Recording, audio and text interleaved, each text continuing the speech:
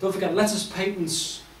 This is how these things are created. The government has the power and authority to create nothing. Well, things from nothing. This is what they do. They get people to commission symbols and sigils, and this is at least back to the 14th century. But as it says there, "O Lord, guide us." What's that doing on the police? What's a Knight Templar Militaris organisation doing, governing your police forces? I just missed the City of London. What about the whole nationwide police force? Is it the same thing? Is that the name of the nation? Yeah, well, only for the City of London. They're actually governed underneath the city authority. So it's two private companies, essentially. What about the National Police Force? Would that be... They would all be the same, they're all registered. Yeah. Anything that's registered as a company. Is it not known as the Metropolitan Police Force any longer? I think that's a borough of it. But it would still be under the compass of this. Okay. The City of London is just the financial sector, isn't it? Yeah, it's the square mile, essentially, yeah. So just two symbols there to make a comparison with. Could go into it further, but you know, that's a different talk altogether.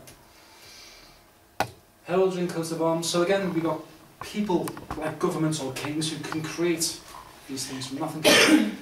So these things go old. I mean, these are really old. I mean, this House of Est is basically Queen's line. She goes to the House of Guelph, or the House of Wealth, which goes back to the 9th and 10th century. But they've all got the same sigil. They've always got this black eagle, or a two-headed eagle, Merovingian dragons, all military organisations, most of them. Notice the Transylvanian coat of arms, with the sun and the moon. The black phoenix, because these aren't eagles, this is a phoenix. You also see two-headed, which is a Roman double-headed Janus, two-faced. The first one, House of Habsburg, which is it's a beautiful, beautiful insignia. You've got to give them Self-perpetuation, isn't it? You'll see the same themes over and over again. So we jump to the Bill of Rights, 1689. 1628, members of Parliament presented the petition of right to King Charles I. The petition accused the King of violating his subjects' right without them, by taxing them without Parliament's consent. I'm going to look into these two words, consent and subject. And by trying, imprisoning and execute them without due process of law. Glorious Revolution, the struggle between Parliament and King ultimately led to the English Civil War, because we don't like being taxed. We don't like paying money to fund wars. It's not what we do. Being human beings, it's not really inherent in us to go out killing people, but this is what we do usually with taxes.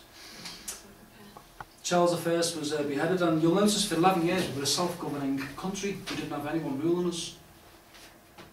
For 11 years, England was ruled without a king. 1660, Parliament asked King Charles to return from exile. James I was installed, and as we can see, Mary and her husband, the Dutch Prince William of Orange, took the throne. They were installed. It's very true. Newly installed Dutch King, Prince William of Orange and Queen Mary were the previously petitioned Bill of Rights, described as an act declaring the rights and liberties of the subject. So where's your other one gone? Your responsibilities? Gone. You've got liberties now. And you are a subject. And we're going to see the differences between as it evolves. Important point, there's no Roman Catholicism involved with this up until this point. Roman Catholics could very much go into politics and into the governance, but this stopped it. William of Orange and Mary down the bottom. Subject. Let's see what subject means.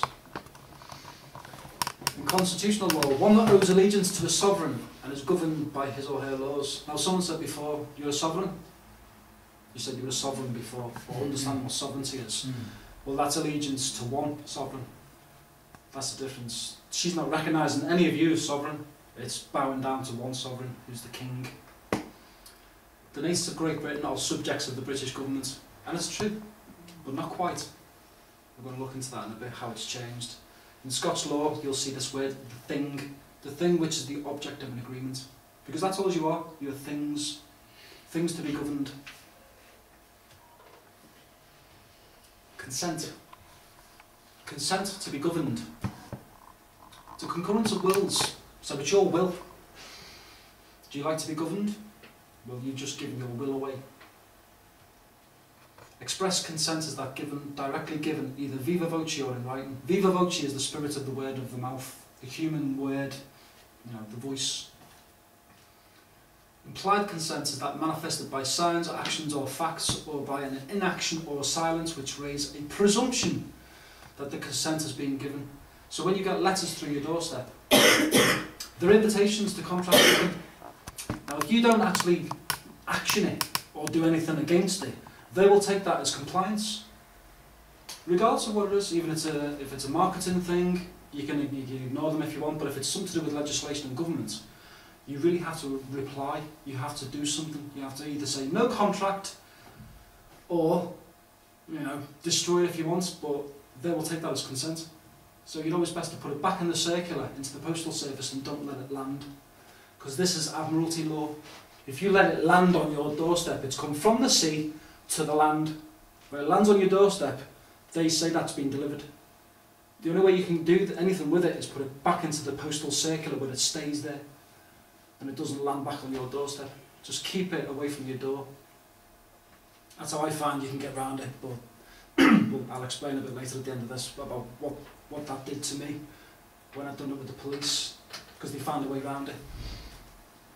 Consent is an act of reason accompanied with deliberation, which is you're supposed to consult with each other, because it's a two-party agreement, with mind weighing as in balance for good or evil on each side. Now, good and evil I don't like. It's a religious connotation and it doesn't work for me.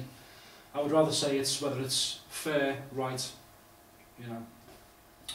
Evil's just a strange term in itself, but it's, this is the Admiralty law. There's a difference between consenting and submitting, and there is. Every consent involves a submission, but a mere submission does not necessarily involve consent. So we're going to investigate this a little bit more. Right.